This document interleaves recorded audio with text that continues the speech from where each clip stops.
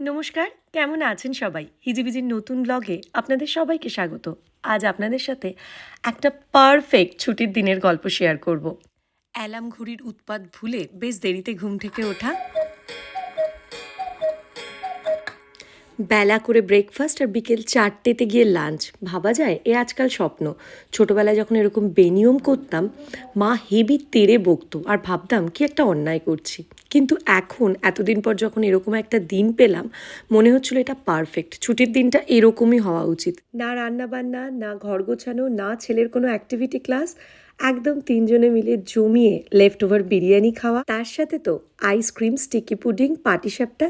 কি চাই? দাঁড়ান, বাইরের বৃষ্টির আওয়াজটা শুনুন একবার। এরকম বৃষ্টি মানে বাঙালির মন কিন্তু একটু চাচা করে। তাই 1 কাপ বেরিস চা সাথে নিয়ে আবার একটা ঘুম। ঘুম থেকে উঠে ছেলের হাতের বেশ কিছুটা মাসাজ, তারপর অনেকটা খুনসুটি। আর রাত্রে আমরা খেতে গেছিলাম বাইরে। খাওয়া দাওয়া সেরে বাড়ি ফিরে যখন ছেলে ঘুমিয়ে পড়লো, সারাদিন ঘুমিয়ে ঘুম আসছে না, বসে বসে একটু মেহেন্দিও পড়ে নিলাম। সময় যেন টাইমের কাঁটার উপরে দৌড়াচ্ছি। তাই এরকম একটা ল্যাদ খাওয়া দিন সত্যি অনেকটা বেশি দরকার আজকালকার এই ব্যস্ত জীবনে। আমার কাছে তো এই দিনটা অনেকটা বেশি স্পেশাল ছিল, কারণ পুরো দিন কিচ্ছু করিনি। নমস্কার, কেমন আছেন সবাই? হিজিবিজির নতুন ব্লগে আপনাদের সবাইকে স্বাগত। আজ আপনাদের সাথে একটা পারফেক্ট ছুটির দিনের গল্প শেয়ার করব। অ্যালার্ম ঘড়ির উৎপাত ভুলে বেশ দেরিতে ঘুম থেকে ওঠা, বেলা করে ব্রেকফাস্ট আর বিকেল 4টেতে গিয়ে লাঞ্চ। ভাবা যায় এ আজকাল স্বপ্ন।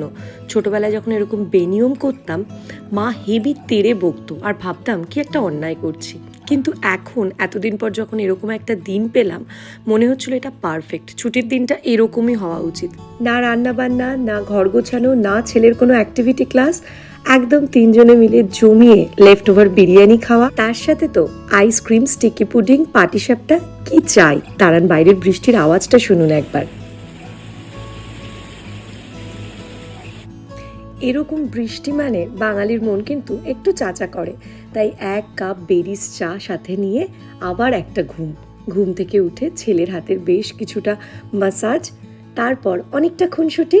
আর রাত্রে আমরা খেতে গেছিলাম বাইরে। খাওয়া দাওয়া সেরে বাড়ি ফিরে যখন ছেলে ঘুমিয়ে পড়লো, সারাদিন ঘুমিয়ে ঘুম আসছে না, বসে বসে একটু মেহেন্দিও পড়ে নিলাম। সব সময় যেন টাইমের কাঁটার উপরে দৌড়াচ্ছি। তাই এরকম একটা ল্যাদ খাওয়া দিন সত্যি অনেকটা বেশি দরকার আজকালকার এই ব্যস্ত জীবনে। আমার কাছে তো এই দিনটা অনেকটা বেশি স্পেশাল ছিল, কারণ পুরো দিন কিচ্ছু করিনি।